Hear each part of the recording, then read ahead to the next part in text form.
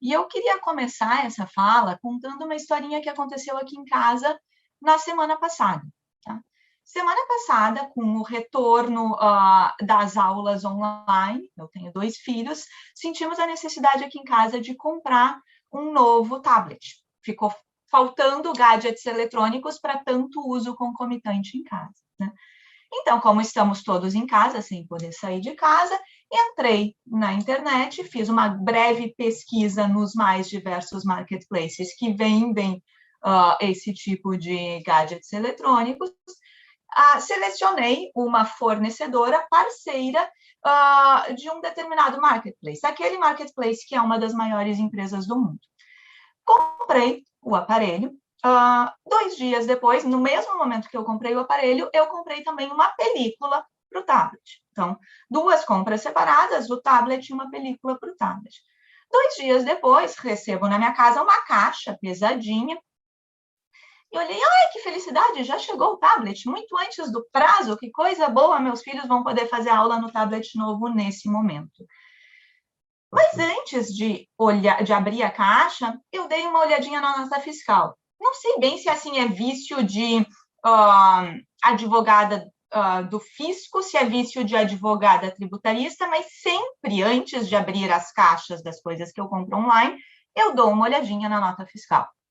Como eu dei essa olhadinha na nota fiscal, abri, qual foi a minha surpresa? Estava escrito ali, não era uma nota fiscal, estava escrito declaração de conteúdo, 2 pontos.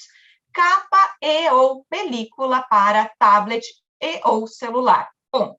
Era isso que tinha no documento onde deveria estar a nota fiscal. Eu olhei para aquela caixa e pensei, tá, eu comprei uma película, mas é uma caixa, é pesado, isso não tem jeito de ser película, tá muito pesado, que raio de película é essa que eu comprei que é tão pesada, né? Abri a embalagem e lá estava o tablet. O tablet que eu comprei, então, da loja parceira desse marketplace, veio da loja parceira desse marketplace até a minha casa, desacompanhado de nota fiscal. Entrei no portal do marketplace, fui tentar fazer o download da nota fiscal, nada. Pelo chat do marketplace, eu mandei uma mensagem para a loja parceira, dizendo que era a minha nota fiscal. Num dia seguinte, assim, horas depois, literalmente, me mandaram a nota fiscal. Então, foi resolvido o problema fático de eu ter um produto sem nota fiscal. Foi emitida a nota fiscal e foi mandada. Mas daí eu fiquei pensando, tá, esse equipamento de informática saiu lá do fornecedor, que eu não sei onde estava, veio até a minha casa, provavelmente atravessou mais de um estado, sem nota fiscal. Por disso, daí eu resolvi dar uma olhadinha lá na lei de crimes contra a ordem tributária, uma lei que a gente usa tão pouco, afinal, são tão poucos crimes contra a ordem tributária cometidos nesse país, né? Então, eu fui lá ler e está escrito lá, artigo 1º da Lei 8.137 de 1990, constitui crime contra a ordem tributária suprimir ou reduzir tributo ou contribuição social e qualquer acessório mediante as seguintes condutas. E daí tem várias, dentre as quais deixar de fornecer nota fiscal quando obrigatória ou transportar bens sem o acompanhamento da nota fiscal. Bom, daí vocês já entendem a tônica da minha fala, né? Eu estou falando de uma operação que foi feita com o intermédio de uma das maiores empresas do mundo. Uma empresa de capital aberto, uma empresa listada na Bolsa de Valores de Nova York, uma empresa que tem responsabilidade, não só responsabilidade social pelo tamanho dela, mas uma empresa que tem responsabilidade para com os seus acionistas.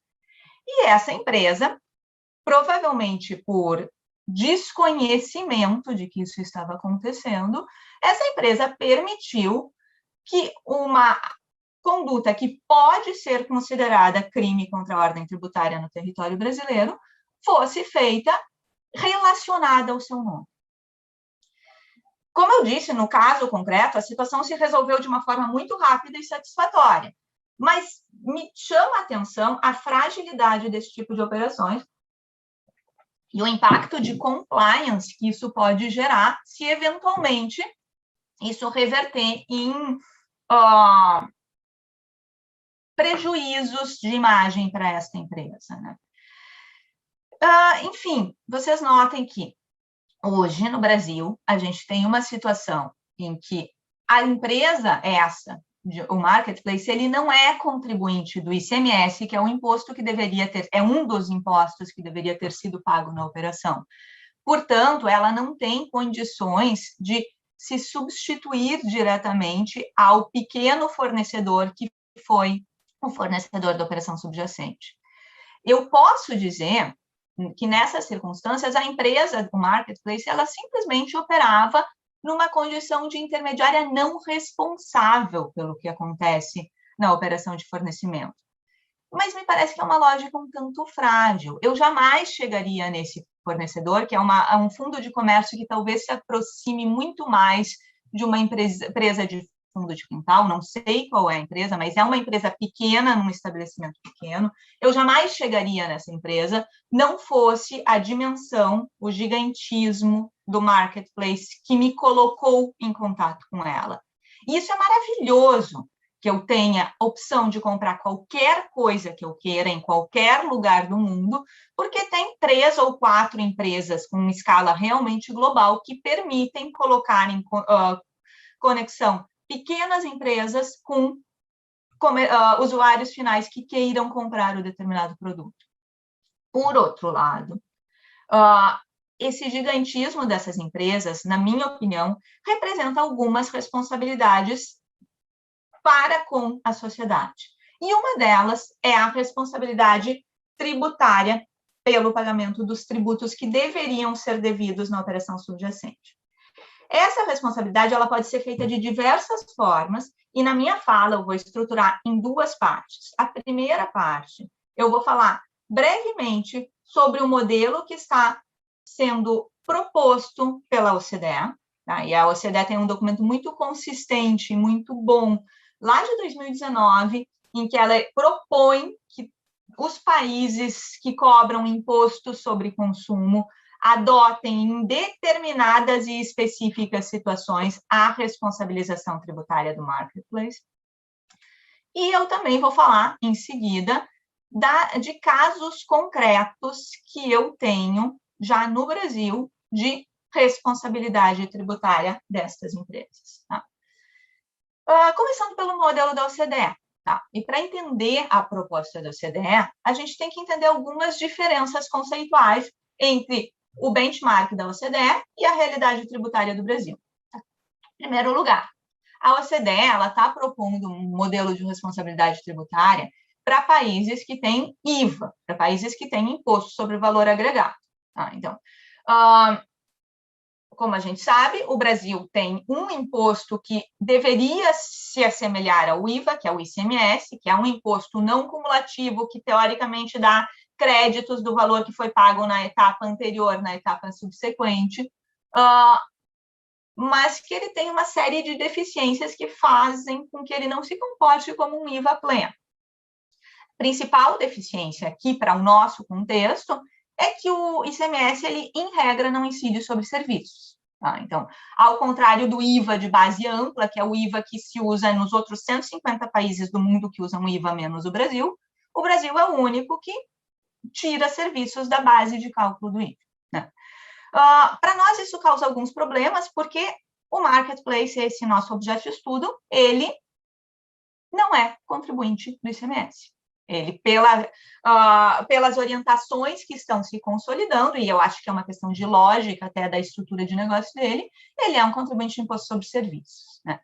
Isso já muda muito o diálogo ou a proposta da OCDE, porque a OCDE ela imagina que uma empresa que já está acostumada a pagar IVA vai pagar um pouco mais de IVA. Aqui a gente tem uma empresa que não está acostumada a pagar ICMS e, eventualmente, tendo que pagar ICMS. Vejam que é uma coisa um pouco mais complicada. Né? Então, essa é a primeira distinção que a gente tem que entender. O modelo da OCDE, ele é para empresas que pagam IVA porque eles estão estudando o modelo que existe ao redor do mundo, sem estudar a particularidade brasileira, que é o fato de não termos um IVA pleno. Né?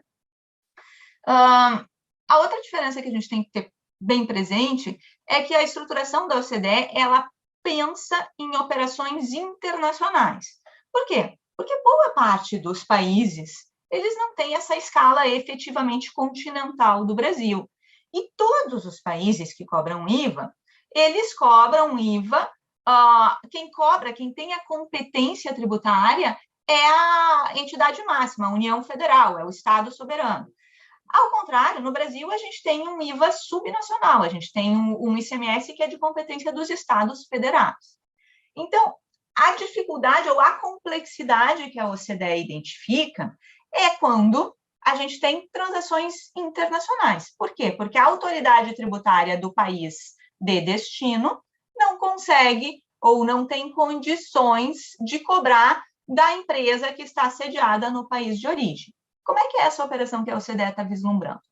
É aquela que talvez vocês já tenham feito também, de entrar numa plataforma chinesa e comprar canetinhas coloridas por R$5. As canetinhas coloridas vêm lá da China, sabe-se lá como, por R$5 e chegam na porta da nossa casa.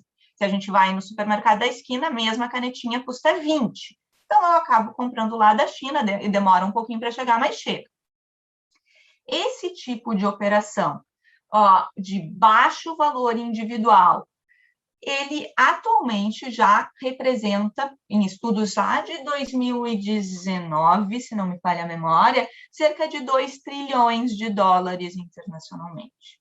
Então, vocês vejam que de canetinha em canetinha a gente circula 2 trilhões de dólares internacionalmente. Como é que acontece normalmente essa operação de importação? Teoricamente, operações de importação, o bem chega, fica preso na aduana, passa por um processo de desembaraço aduaneiro, a pessoa que adquire o bem vai lá, paga os impostos, libera o bem e internaliza para o seu patrimônio. Já pensou se cada vez que eu fosse comprar uma canetinha, eu tivesse que contratar um despachante aduaneiro para liberar minha canetinha na alfândega? Não rola, né? Já pensou se a alfândega, que tem um custo operacional caro, que tem profissionais especializados, tivesse que fazer um desembaraço aduaneiro de canetinhas de R$5? Também não rola. É economicamente ineficiente e impossível fazer esse tipo de fiscalização e cobrar o IVA nessas operações. E é por isso que, normalmente, operações de importação de baixo valor são isentas. Os nossos famosos $50 de operações de importação, que quando a gente vai comprar as canetinhas da China, a gente fica olhando, fechou $50, tá, não, parou de comprar. Então, elas são isentas porque, do ponto de vista de eficiência tributária, não dá para cobrar. Sai mais caro cobrar do que o valor que eventualmente seria arrecadado. Mas a OCDE olha para isso com um olhar de neutralidade tributária. Neutralidade tributária diz que operações semelhantes devem pagar carga tributária semelhante. E daí a OCDE olha para isso e se pergunta, tá, mas por que a canetinha que vem da China chega na casa da Melissa sem pagar ICMS e a canetinha que a Melissa compra no supermercado da esquina chega na casa da Melissa pagando ICMS? Isso é uma afronta à neutralidade tributária, segundo a OCDE. E por que isso é uma afronta à neutralidade tributária? A OCDE começou a pensar o que a gente pode fazer para resolver esse problema. E a proposta da OCDE, nesse caso, vamos responsabilizar o marketplace. Por que responsabilizar o marketplace? A OCDE levanta números e diz que 3 plataformas de comércio eletrônico do mundo representam 57% das vendas globais de bens e serviços através de plataformas de comércio eletrônico. Então, a OCDE identifica tudo dados de 2019. Então, pensa que depois da Covid a gente vai ter um crescimento exponencial, tanto na concentração de mercado, quanto nos números esses que eu estou trazendo. Tá? Então, 3 representam 57% de tudo que a gente compra. Tem uma concentração de mercado brutal nesse setor. E daí a OCDE disse, eu vou ter que convencer 3 empresas a pagar o IVA, ao invés de centenas de milhares de pequenos empresários. Tá? Por quê? Naquele meu exemplo da canetinha que chega aqui, já vimos que eu, Melissa, cidadã, pessoa física que não entendo nada de desembaraço aduaneiro, não vou lá pagar o ICMS para desembaraçar minha canetinha. Uma outra alternativa seria dizer que a empresa chinesa teria que vir até o Brasil para pagar o ICMS aqui no Brasil. E em alguns países isso se faz. A União Europeia é uma que tem um modelo de estruturação de responsabilidade do alienante nas operações destinadas a consumidor final. Também pensem, a empresinha de fundo de quintal da China, que faz as canetinhas super baratas e desemboca aqui, ela não vai pagar ICMS no Brasil. Porque ela não tem interesse, nada acontece se ela não pagar. A2, porque ela não tem condições, ela não faz a mínima ideia como é que funciona o sistema tributário brasileiro, nem nós sabemos, imagina a empresa chinesa. Então, não vai acontecer. Tá? E se não vai acontecer, o melhor seria jogar a responsabilidade no colo do mais forte, que nesse caso, todos percebemos, é o marketplace. Então, o modelo da OCDE, ele fala em responsabilização nessas pequenas operações de importação, tá? Em operações, ele diz que cada país é livre para decidir qual é o seu valor de pequenas operações. A União Europeia, por exemplo, definiu que pequenas operações de importação são aquelas abaixo de 150 euros. Me parece que no nosso sistema a gente definiria que são as abaixo de 50 dólares, mas cada país tem liberdade para definir isso, mas nessas pequenas importações eu vou responsabilizar a plataforma. Não é em toda e qualquer operação de circulação de mercadoria.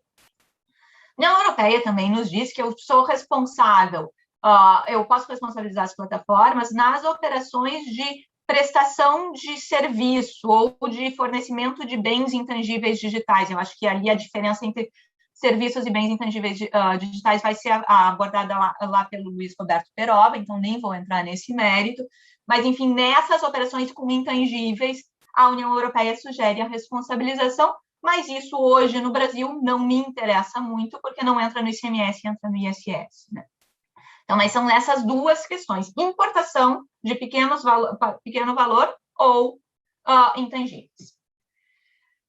Nessas situações, a União Europeia diz a plataforma deve ser a responsável exclusiva pelo pagamento do tributo. Tá? Eu nem olho lá para o fornecedor inicial, para a empresinha de fundo de quintal chinesa, e eu nem penso em cobrar do consumidor, porque consumidor não paga imposto sobre valor agregado. Quem sabe pagar é a empresa. Tá? Então, operações business to consumer, nessas circunstâncias, entra. Operação business to business, bom eu deixar claro, operações, então, destinadas a contribuinte de IVA, quem paga o imposto é o contribuinte do IVA, bem que nem funciona aqui no Brasil no ICMS, tá? Essas daí a gente não mexe. Mas nas business to consumer, as pequenas importações, haveria a responsabilidade exclusiva da plataforma. Mas daí você diz, tá, isso é uma mudança de paradigma muito grande, a gente não faz isso em lugar nenhum do mundo, vírgula. Já fazemos na Austrália, nós já fazemos na Nova Zelândia, que vocês devem saber, são os 2 IVAs mais moderninhos e charmosos do mundo, e a União Europeia ia colocar isso em vigor em janeiro, daí deu Covid, eles adiaram para junho de 2021. Então, se tudo der certo, em breve faremos na União Europeia. Mas, atualmente, então, temos só Austrália e Nova Zelândia fazendo. Então, como ela diz, talvez seja difícil dar um salto direto para a responsabilidade exclusiva, eu vou propor 2 modelos alternativos. Um deles é o modelo do marketplace como auxiliar da administração. E como auxiliar da administração, o marketplace pode ter 2 atribuições. Uma, prestar informações para a administração. E a administração fiscal olha para o marketplace dizendo, tu sabe tudo o que acontece nessa operação. Normalmente, o meio de pagamento é feito por ti, a empresa de logística é contratada por ti, e tu sabe onde está o consumidor e onde está a empresa fornecedora. Então, essas informações eu quero. Me manda essas informações através do sistema de automação para que eu possa exercitar a minha competência de fiscalização tributária. Segunda ideia que a OCDE dá em termos de marketplace como auxiliar de administração, e essa eu confesso que eu achei muito legal no meu viés professorinha, é os marketplaces educando as suas empresas sobre como pagar IVA nos estados de destino. Sim, a plataforma, essa que faz a intermediação da operação das canetinhas da China, da China para o Brasil, ela faz uma cartilha. Empresa chinesa, se você fornecer canetinhas para o Brasil, as suas obrigações tributárias são A, B, C. Tem que entrar no site tal, emitir a Guia Nacional de Recolhimento de Impostos, com alíquota tal e tal. Então, a plataforma passa a ter uma atribuição de educar os seus contratantes, enfim, as pessoas que usam os seus serviços. Interessante, agora falando isso, eu imaginei a plataforma explicando qual é a carga tributária da canetinha chinesa no Brasil. Talvez ela tenha um pouco de dor de cabeça em calcular esses valores, mas passaria a ter um dever de colaboração nesse sentido, de fazer a informação que o fisco tem o dever de passar para o cidadão chegar no cidadão que está lá do outro lado do mundo. E a outra forma de responsabilização que a OCDE propõe, ela propõe uma forma de responsabilização subsidiária da plataforma. Tá? Ou subsidiária ou solidária, eles não fecham muito como é que seria a responsabilização, mas a ideia de que, se eu atribuir à plataforma o dever de colaborar comigo, seja me passando informações, seja educando os meus contribuintes, e a plataforma não fez isso, ela deve ser responsável pelo pagamento do tributo. Tá? E é esse o modelo que aqui no Brasil a gente vem namorando com ele. Tá? Não temos uniformidade nacional, não temos nada mais consistente, mas temos um namoro. Tá? E como é que funciona esse namoro? Talvez vocês já tenham visto, porque foi bem divulgado na mídia, quando o governo federal protocolou o projeto de lei 3.887 de 2020, que é o que trata, então, do PIS/COFINS, da unificação do PIS/COFINS, um dos artigos, o artigo 5º, falava exatamente da responsabilidade das plataformas pelo dever de assegurar que as operações efetuadas com o seu intermédio fossem acompanhadas de nota fiscal idônea. Lembram lá do exemplo do tablet? Bom, se a lei já estivesse em vigor, aquele exemplo, a plataforma estaria em maus lençóis, porque a operação não foi acompanhada de nota fiscal idônea. Mais ou menos na mesma linha, a gente tem algumas leis estaduais. E esse fato, algumas leis estaduais, demonstra todo o problema que nós temos. Cada estado está criando leis específicas, ligeiramente diferentes umas das outras, o que coloca as plataformas, que, como a gente sabe, tem alcance, não é nem nacional, é alcance global, numa tremenda dor de cabeça. Porque, então, quando eu fornecer a mercadoria para a Bahia, a regra tributária vai ser uma, quando eu fornecer a mercadoria para o Ceará, a regra vai ser outra, quando eu for fornecer a mercadoria para o Mato Grosso, vai ser um pouquinho mais diferente. Né? Na minha tese de doutorado, que eu acabei de entregar, tive a honra de ser orientada pelo professor Paulo Caliendo, na minha tese de doutorado eu mapeei a situação de 5 estados que responsabilizam as plataformas de alguma forma. Bahia, Ceará, Mato Grosso, Rio de Janeiro e São Paulo. Tá? Recentemente, eu li um artigo do Paulo Aires, em que ele fala também da situação da Paraíba, que, segundo ele, é a mais inconstitucional. Né? Mas o que fizeram esses 5 estados que eu me mapeei? Alguns fazem a coisa um pouco mais inteligente, alguns fazem a coisa um pouco menos inteligente. Tá? Essencialmente, Bahia, Ceará, Mato Grosso, eles atribuem uma responsabilidade subsidiária ou solidária, e daí temos um problema que eles não deixam claro qual é, para a plataforma, se a plataforma permitir a circulação de mercadorias desacompanhada de nota fiscal. Não fazem o corte se a operação é interna, interestadual ou internacional. Tá? Esse é um problema. Porque assim como eu vou pegar a circulação do tablet, que vem lá de não sei aonde, literalmente não sei aonde, até a minha casa, eu vou pegar, e daí isso o Paulo Aires coloca muito bem no artigo dele, eu vou pegar a compra iFood do restaurante da esquina. Tá? Então, a compra do restaurante da esquina, ela é uma circulação de mercadoria muito menos estruturada do que o fornecimento remoto de bens de valor talvez um pouquinho maior, né? Então, eu não deixo claro se eu estou falando só no interno ou no interestadual. Me parece que o mais acertado fosse atribuir um modelo de responsabilização nas operações interestaduais, que são aquelas em que eu tenho diferentes alíquotas entre estados, e são aquelas em que o estado de destino tem menor condições de fiscalizar a empresa que está fornecendo a mercadoria, porque se eu faço uma operação de fornecimento de mercadoria dali, da loja da esquina até a minha casa, a loja da esquina tem inscrição estadual no estado do Rio Grande do Sul, a loja da esquina é fiscalizada pela Secretaria da Fazenda do estado do Rio Grande do Sul. Eu, de certa forma, tenho acesso às informações e eu posso ir direto nela. Se eu faço uma operação de circulação de mercadoria lá da Paraíba para o Rio Grande do Sul, eu não tenho tanto acesso às informações da empresa fornecedora, né?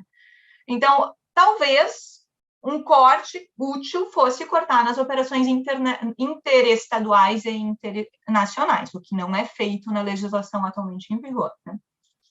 A legislação do Rio de Janeiro, ela vai para um viés de mercadoria digital, ainda tentando passar nos softwares, que me parece que agora está superado com o presidente do Supremo. Então, ali a gente também tem que refletir.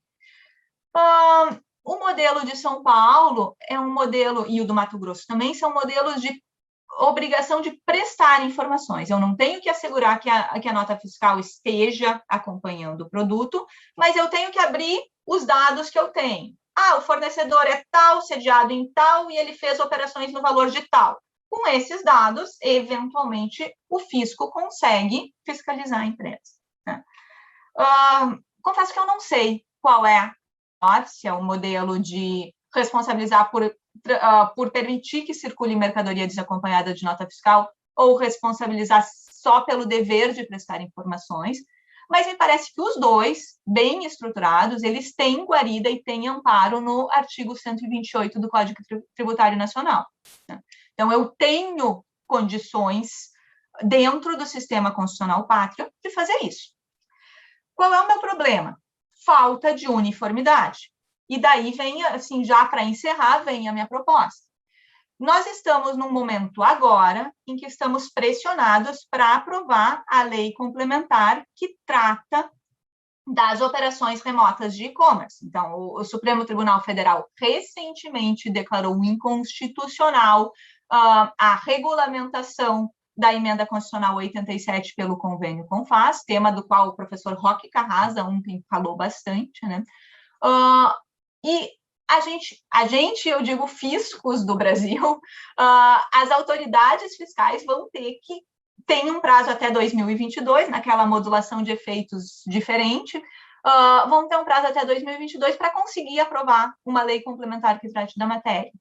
Talvez seja o caso da gente estruturar, refletir e fazer bem feito um modelo uniforme nacional de responsabilização dos marketplaces nas operações interestaduais.